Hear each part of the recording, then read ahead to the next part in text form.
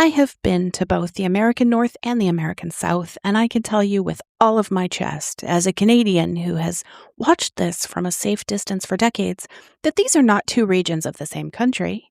These are two countries that lost a war and were forced to share a flag. We're getting into that today. You're listening to Unbound, off script. No outlines, no safety nets, just Beth Curry talking about whatever the hell she wants, or whatever the hell you've asked her to uncover. It's unfiltered, it's unpredictable, and it's officially started. Pull up a chair and don't expect her to stop talking anytime soon. She's a total blabbermouth. Take it away, Beth. Hey everyone, welcome to Unbound Off Script. This is a midweek episode. This is a listener suggestion that has earned our faithful friend Jim $25 to do whatever the hell he wants to with. If you have any suggestions, you too can get yourself $25 from me, which when converted from my amazing Canadian dollar equates to something like, $123 out of my pocket. You're welcome. But I won't rip on Canada too much today. This is about our friends in Canada's pants. Despite all the drama between our two countries, I still love you guys so much. I love to visit. Nothing will stop me. We must be friends, okay? None of this divided shit. Not even the sweet tea discussion, but we'll get to that. So let me set the scene, okay? You're at a diner, not a restaurant. You're at a diner somewhere in the South. You've been sitting for 4 minutes. Maybe, and the server has already called you honey, asked about your drive, refilled your water without being asked, and told you her daughter just got into nursing school. You didn't ask, right? You don't care, but somehow you're invested now. You want that girl to pass her boards for sure. Now you're at a diner somewhere in the North. You've been sitting for 6 minutes. No one has looked at you. The server drops a menu on the table without making eye contact. You ask for water, and she looks at you like you've just requested a notarized document. Same country, same flag, completely different social contract. I think it's a little weird. As a Canadian, which means I'm technically neutral in all of this, like Switzerland maybe, but with more apologies, I think, I've watched this divide with equal parts fascination and confusion my entire adult life. Okay. Today I want to talk about why, because Jim asked me to, and because I did some digging and I've just kind of found it fascinating, and because the answer is genuinely wild and also a little bit funny. And also, before the end of this episode, I'm going to personally acknowledge all 50 states because every single one of them deserves their moment, even Wyoming. So quick history. I promise it's not boring. It's probably a little too weird to be boring. When the original colonies were being established, the North and South didn't just develop differently. They were built to be different.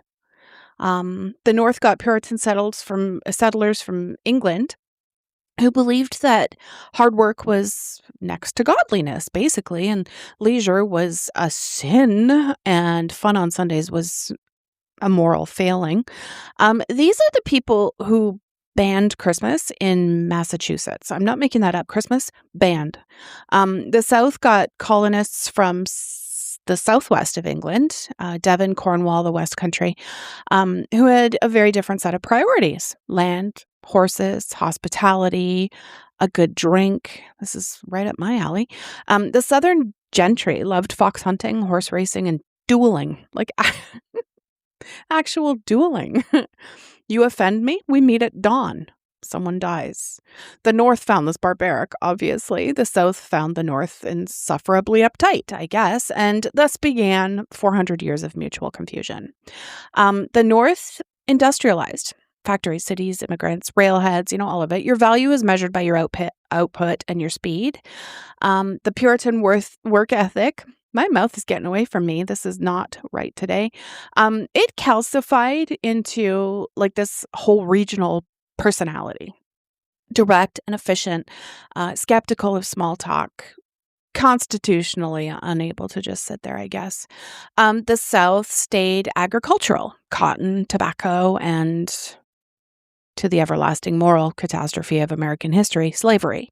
The plantation system built like this rigid social hierarchy and a culture of land, lineage, and hospitality, and an economy generating massive wealth for a small number of people on the backs of enslaved people who received none of it. That part's not funny at all. And it's important to pay attention to history, especially in these times. This is, though, the foundation and everything else we're talking about today. The warmth, the pace, the pride, the identity, it all kind of grew out of that soil, which was also a place of profound injustice. You can't separate the culture from the history. You shouldn't try. The Civil War ended slavery, but it didn't end the divide. The South lost the war and spent the next 150 years describing it as a strategic pause. As a Canadian, I find this both baffling and completely on brand. The single most observable difference right now between the North and the South is how people treat strangers. In the South, a stranger is just a friend you haven't had a full conversation with yet.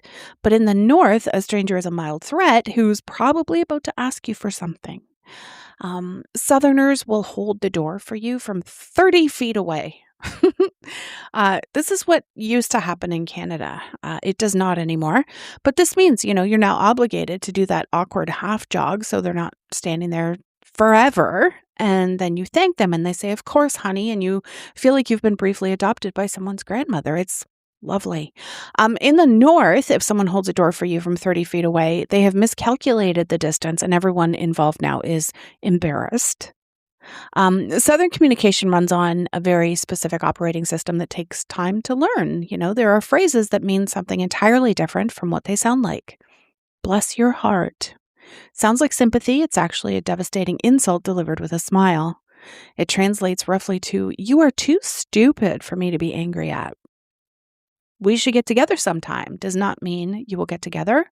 It means the conversation is over. "I'll pray for you." Depending on tone and eye contact, this is either genuine spiritual warmth or, I guess, a nuclear version of "bless your heart." Northerners say what they mean, sometimes more than what they mean. A New Yorker who tells you that your idea is bad is not being rude. That's intimacy. It's trust. They're giving you real information instead of a casserole and a smile.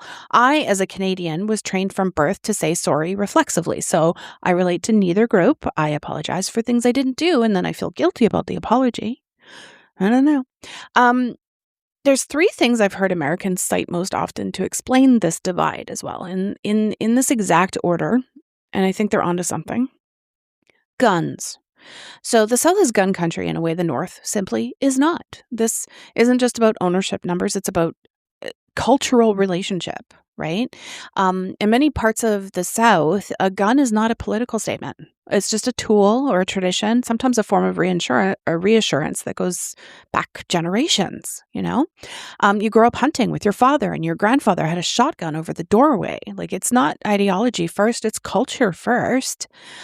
In the North, and particularly the urban Northeast, guns are primarily political. You either have one and know it makes other people uncomfortable, or you don't have one and find the whole damn thing alarming. The object is the same, the entire surrounding context is different. God. I said it at the beginning, I'll say it again. The South is the Bible Belt for a reason. Religion is not background noise in the South. It's structural. It shapes the calendar, the community, the politics, and probably a significant portion of the casserole delivery infrastructure. People say, "I'll pray for you," and they mean it. Sunday is still Sunday. Churches are not just buildings, they're the social operating system. In the North, organized religion has been declining for decades. Spirituality exists. The yoga studios are packed and crystals are everywhere and people are doing breath work, but it's largely individual and untethered from community in the same way. Not a value judgment from me. I'm Canadian, If I was into hockey, blasphemous, I know, I would go to the rink on Sundays, but I have my own rituals anyway. Weather. This one is underrated as a culture shaper. So the South is hot, genuinely, relentlessly, oppressively hot for a significant portion of the year. And humidity that makes you feel like you're walking through warm soup is kind of the norm, right? And what does heat do to people? It slows them down. So you sit on a porch because going anywhere is a commitment at that point. You develop a relationship with shade and shade trees, and you eat things that are rich and slow cooked because you had time to cook them that way. The North, though, cold, brutal, bone-aching cold for months that feel like they will never end. And cold makes people move fast and stay inside and value efficiency above almost everything. I'm from Canada. I'm not unfamiliar with cold. I am saying that weather is not just weather. It's a personality formation of sorts. Another interesting thing that I found when digging into this topic is sports tribalism. So that's where North and South find equal footing in their capacity for complete irrationality. And I mean that affectionately, guys. The South has college football, and it's not a sport, it's a civic religion. People plan their lives around it. Marriages have been rescheduled. Funerals have been held at halftime. The Southeastern Conference operates with the social gravity of a small government. Saying the wrong team name in the wrong county is not a neutral act. The North has professional sports and professional sports teams and a specific kind of fan loyalty that is generational and slightly exhausting. A Red Sox fan is not just a person who likes baseball. A Red Sox fan is a person whose grandparents were Red Sox fans, whose children will be Red Sox fans, and who takes the Yankees personally as an ongoing moral failing of the universe. And then there's death. Bear with me here. The North and South handle death differently. The South has a long-ass tradition of elaborate mourning. Community gathering and feeding people through grief. You bring food, lots of food. You sit with family. You tell stories. You may well have an open casket at a church attended by 300 people, many of whom did not know the deceased personally, but knew the family and came anyway, because that's what you do. Funerals are for the living. Death in the South is communal. It's loud in the best way possible. In the North, grief tends to be more private, though. Smaller services, less food infrastructure. The expression of loss is more contained, which doesn't mean it's less deep, it just stays inside the house more. As a Canadian, I find the Southern approach to death genuinely beautiful. That's the way I have dealt with it in my circles. And now I want a casserole. The South runs slower when it comes to work and money and the pace of life. They're not lazy. It's like slower with intention. People sit on porches. I said that, conversations don't have agenda items, and time works differently because it comes in part from a culture where the land set the rhythm of the day, right? You don't rush harvest, so you don't rush dinner, and you don't rush a good story. But the North is a little crazier. They run on urgency, and everyone is going somewhere, and time is money, and money is the point, and stillness is suspicious. Like, walk slowly on a New York City sidewalk, and you will experience this policy enforced socially and immediately by the sound of people sighing behind you. Been there, done that. The South is also cheaper to live in generally, which changes the relationship with money. So when your mortgage is manageable and your cost of living is reasonable, you are less likely to be grinding at the pace of someone whose rent is $4,000 a month in a city that barely notices you exist, right? This is not a small thing. Financial pressure shapes personality. That's been proven. The North has historically had more economic opportunity, particularly in the bigger cities, right? Which is why when you go there, you're hungry and ambitious and 23. Like, that's when you go there. And, after you've made it or burned out, the South starts to look very appealing, probably when you're 53. There's a reason retirees move south, right? It's not just the weather. It's the permission to just slow the hell down, right? Now, because I believe in acknowledging the full picture, I just want to do a brief tour of all 50 states, just a couple of little statements. Think of this as a postcard from someone who's slightly too honest to work in tourism. I'm going to go alphabetically. I think I'm going to start in Alabama, home to the real birthplace of Mardi Gras, which was Mobile, not New Orleans. And Alabama never lets you forget it. Also, Scottsboro has a store that is entirely made up of lost airline luggage, which is either capitalism at its most creative or its most chaotic. Not sure. Alaska. The sun doesn't set for 84 days in parts of the state. 84 days. I don't know what happens to a person after 84 days without darkness, but I suspect that's where some of the personality comes from. I don't know. Vegetables grow massive here because of the 20-hour summer sunlight, including a 138-pound cabbage. Read about that one. I don't know what you do with a 138-pound cabbage. Alaska does. So that's good, I guess. Someone knows. Arizona. It is extremely illegal to cut down a cactus, a specific cactus in Arizona. Even on your own property, even by accident, you can face jail time. The cactus has more legal protection than some workers. And also, everyone's idea of Arizona is it's Arizona tea, which is from New York. Arizona didn't even get credit for its own beverage. Moving on, Arkansas, home to the only active diamond mine in North America where the actual public can dig and keep what they find. Someone once found a 40-carat diamond just walking around. Arkansas doesn't get enough credit for this either. California. I love California. People think I'm crazy, but I think it's because I don't live there. I don't know. I love it. I love visiting. Such a great vibe. I don't know. The highest and lowest points in the contiguous United States are both here and only 85 miles apart. That's California in a sentence. Extremes. Also, it's famously liberal, but also has more registered Republicans than most people realize, and nobody from California agrees on anything about California. Colorado. The term cheeseburger was legally trademarked here in 1935. And of course, there's a monument to this.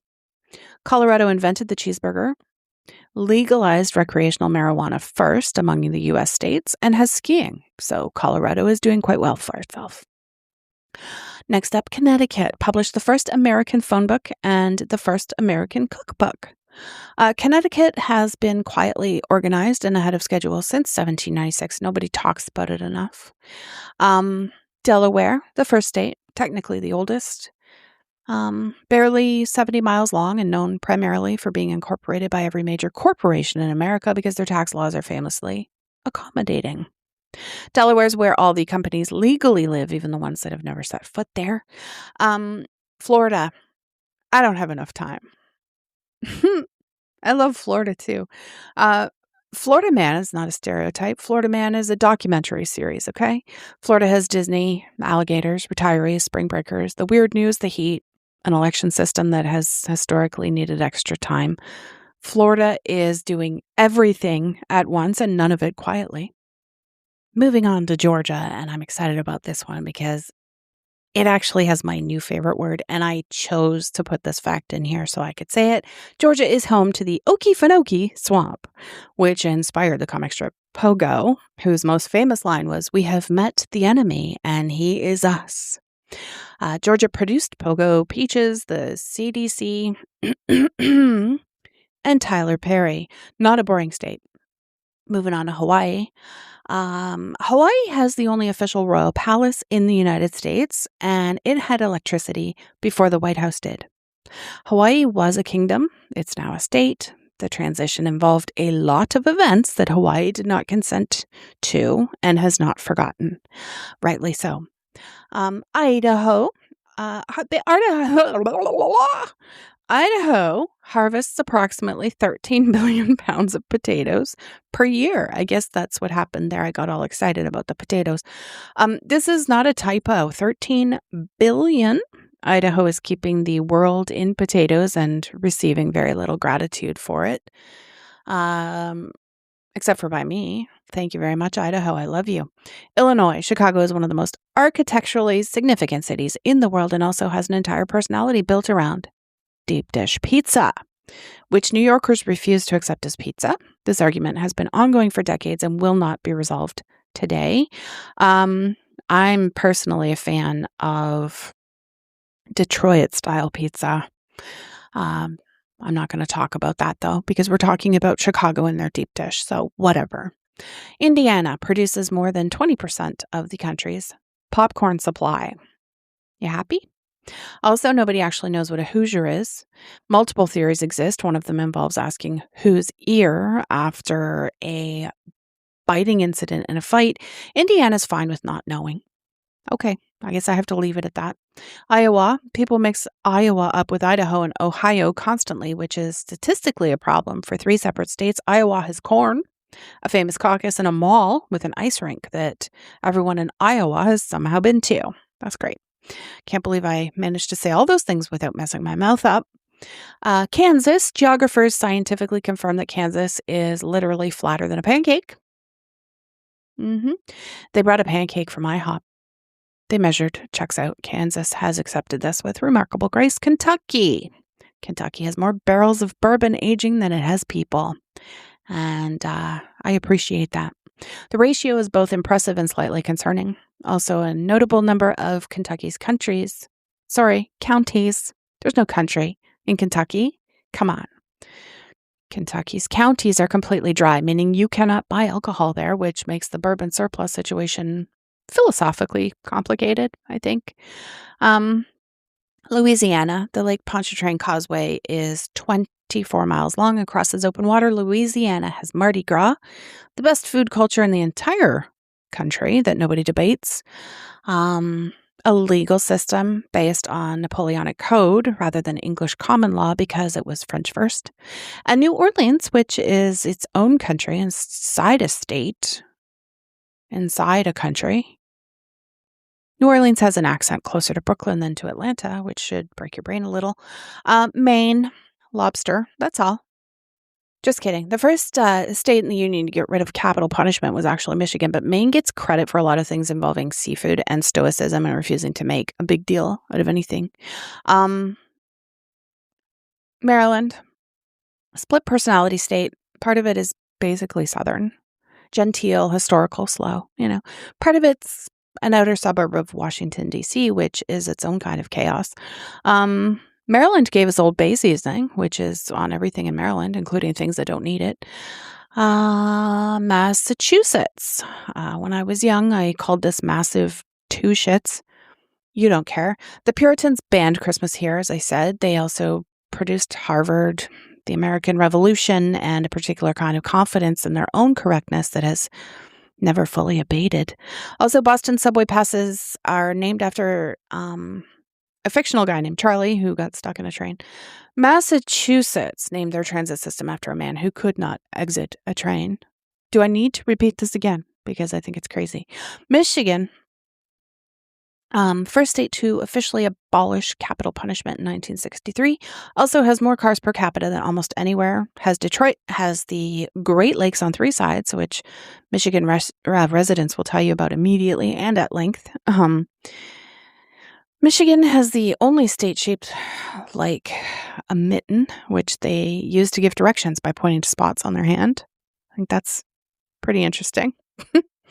Minnesota has 11,842 lakes. Not 10,000. They've been underselling themselves the entire time. Minnesota is aggressively pleasant, which is its own kind of cultural defense mechanism, I think.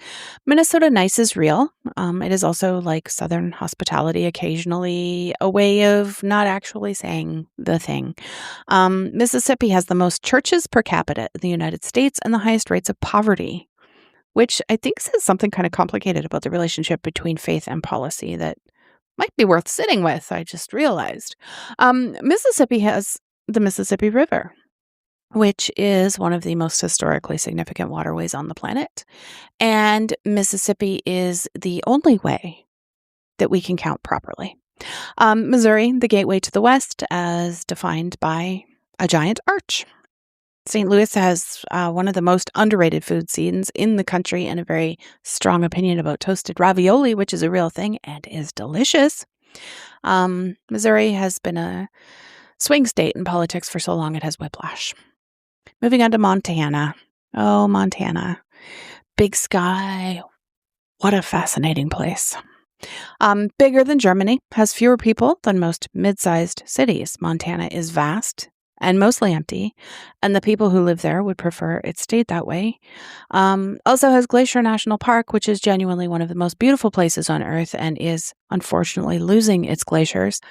Montana, it's on my short list for moving when we get stuff together here at home and we're trying to pick a place to move to, and Montana is actually on my short list, which is interesting because, Bermuda's on it too.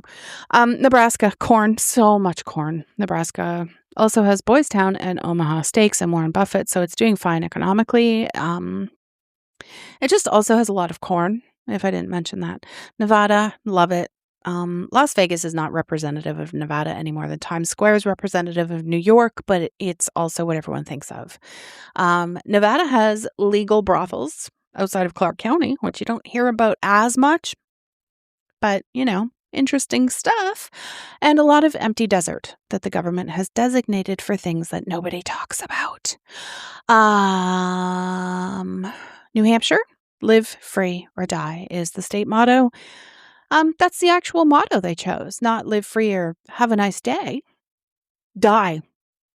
I'm told it's on the license plates. New Hampshire committed. New Jersey has more diners per square mile than any other state, more highways than seems reasonable, and has been unfairly maligned for decades. New Jersey has actual greenery. It's not just Newark Airport, okay? People who make fun of New Jersey have never had a real pork roll. Yeah. New Mexico, one of the most geologically and culturally distinct states in the Union. It's more Native American history per square mile than almost anywhere. It has the largest collection of hot air balloons on Earth at its annual festival, which is objectively extraordinary and should be more famous, in my opinion. North Carolina, no. I did New Mexico, so now I have to do New York. New York City contains more than 800 languages. That's not a metropolitan average. That's specifically within the 5 boroughs. New York State outside the city is farms and mountains and small towns that have nothing in common with Manhattan except a tax structure. Now I can do North Carolina if you don't mind. It's produced more American Idol finalists than any other state. 7, which is statistically improbable, but whatever. Silly little facts I'm coming up with today. North Carolina has the Outer Banks, the first flight at Kitty Hawk, and a serious barbecue rivalry between the eastern and western parts of the state that has it's taken completely seriously by everyone involved. So, there's that. North Dakota, interesting, has the world's largest collection of scrap metal sculptures along a stretch of highway called the Enchanted Highway. 7 stops, all enormous, all made of recycled metal. North Dakota decided if you're going to drive through flat open space, it should at least be interesting, and I guess that's how they opted to make it that way. Ohio is where a disturbing number of significant American things happened. The first airplane flight was by Ohio brothers. Neil Armstrong was from Ohio. Dave Grohl is from Ohio. 8 U.S. presidents were from Ohio. Ohio does not get enough credit for its contribution, there goes my mouth, to American history and pop culture, in my opinion. Why can't I not say Ohio? It's like the easiest word ever. Also produces a disproportionate amount of drama in elections, which the rest of the country has opinions about, I guess. Oklahoma has more man-made lakes than any other state, which is a strange thing, but Oklahoma really leans into it. Good for them. Also, it has Tulsa, which had one of the worst racial violence events in American history in 1921, the Greenwood District Massacre, which was not in most American history textbooks until recently. Oklahoma's like me. It contains multitudes. It's a lot. Oregon. Everyone fights over this in my circles. Portland is weird as hell and knows it, and they've built an entire ass brand on it. Portlandia was not a parody. It was journalism. Oregon also, less charitably, was originally founded with explicitly racist exclusion laws barring Black residents, which is part of its history that doesn't make it into the progressive reputation. Pennsylvania has Philadelphia, which has a very specific kind of civic pride built on cheesesteaks. The Eagles, and a long history of being the city that gets underestimated. Also, it has Pittsburgh, which is a completely different city with completely different personality, and Amish country, which is a third thing entirely. Pennsylvania is 3 states pretending to be one, I guess. Rhode Island, the smallest state in the Union, so small that the joke writes itself. But Rhode Island invented coffee milk, which is the state's official drink. And it's exactly what it sounds like. And people from Rhode Island will defend it with their lives. I don't know what it is. I have not been to Rhode Island to have that. So South Carolina has the oldest landscape gardens in North America. It also fired the first shots of the Civil War at Fort Sumter, which is either a historical distinction or something to sit quietly with, depending on who you ask. Let's head on over to South Dakota now, Mount Rushmore, but also the Crazy Horse Memorial, which has been under construction since 1948. Apparently, it's going to be significantly larger than Rushmore and represent a different perspective on whose face gets carved into which mountain.